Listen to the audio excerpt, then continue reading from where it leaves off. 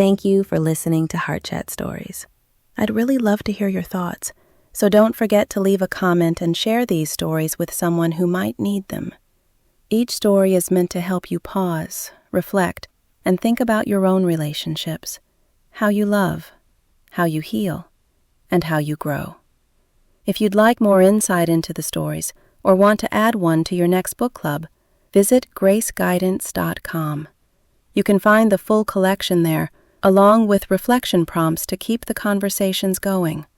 And remember, every story in Heart Chat Stories is a chance to rediscover yourself, one honest chat at a time. Part 2. I've been waiting for the answer. Leann sat in the corner of Coffee Mart, waiting on Rich. She still couldn't believe she'd agreed to meet him. Honestly, she didn't even remember saying yes. It felt like she had teleported into a version of reality that placed her right here, in this small, sunlit corner with her hands wrapped around a warm cup she wasn't drinking.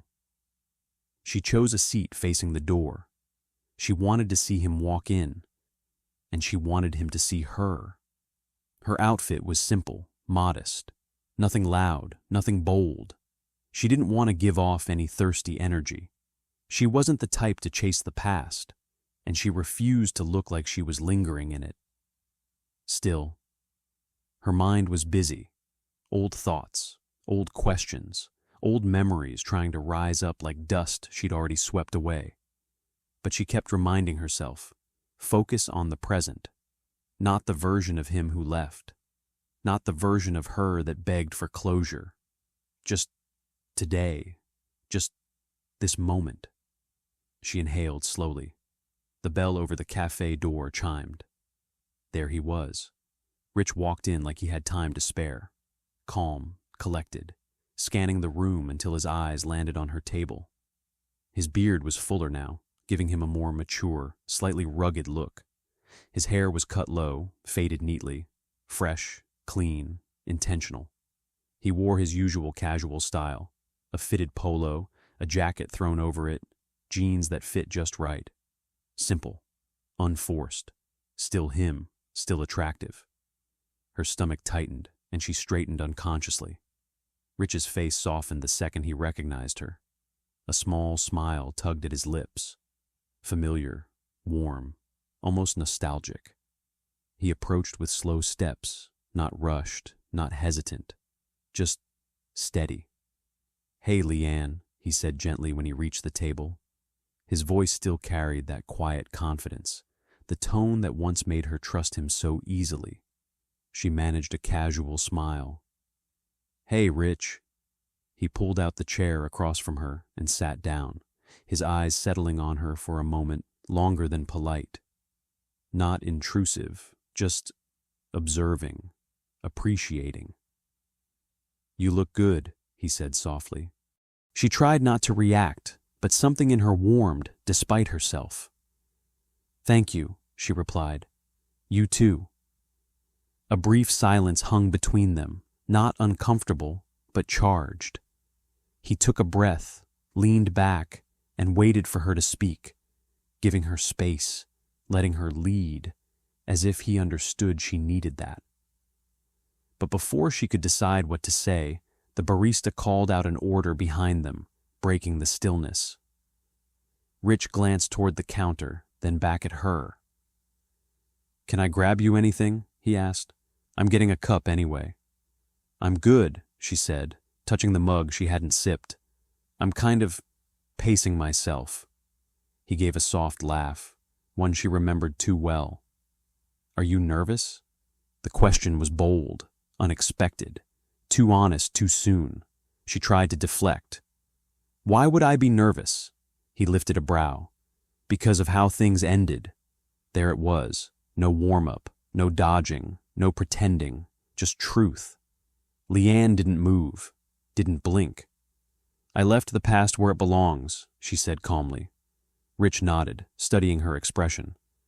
"I hope so," he said quietly, "because I came today to listen, not to rewrite anything."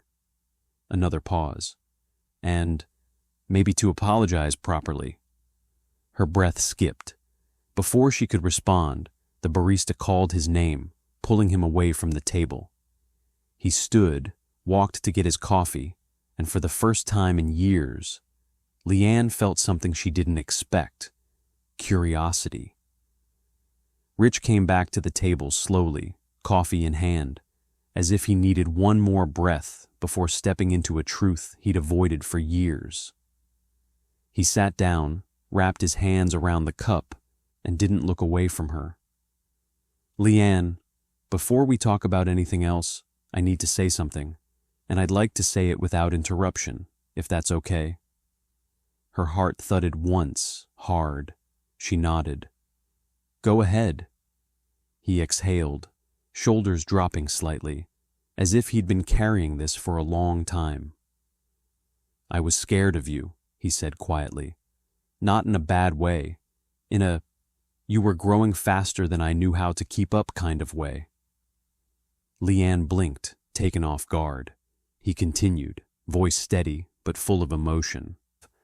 "You were leveling up in every area of your life. Your confidence, your goals, your purpose. You were becoming this fuller version of yourself.